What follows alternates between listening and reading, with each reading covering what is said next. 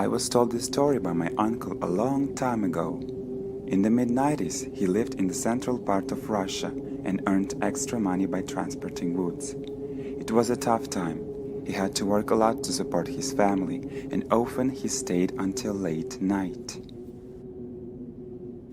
One day he was coming back home by the forest road.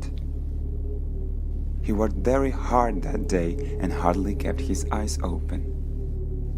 Suddenly, something dashed on the dark road. It was impossible to see what it was right away, and he almost rammed into that strange shadow. He pulled up short. On the road in the dark there was a girl in dirty, wrinkled clothes.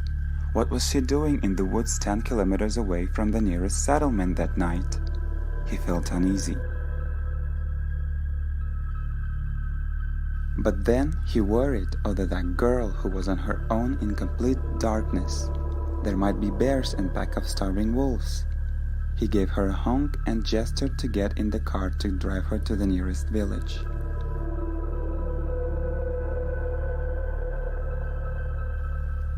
She turned out to be a beautiful, swarthy girl who did not say a thing and kept her eyes closed.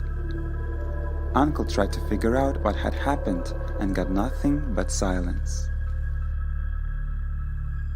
Then, to brighten the trip, he reached out for his favorite cassette to put the music on. But as bad luck would have it, he drove into a hummock and dropped the cassette that landed near her legs. He bent over to pick it up.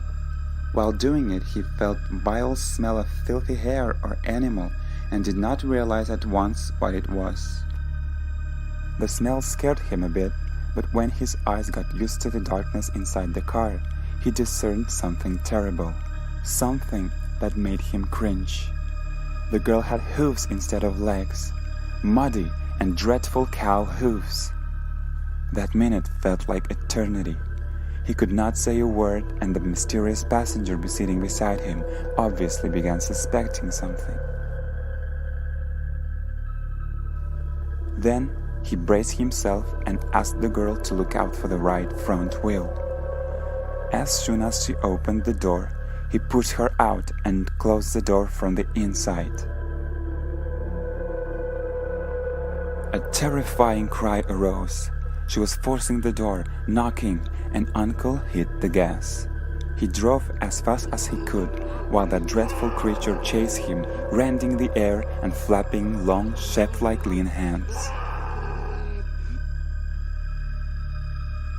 The creature chased him until the edge of the woods, but when it heard barking from the nearest village, it remained there in the dark and let him go. The next day, Uncle and his family left that place and never came back. He told this story to many, but no one believed him except me.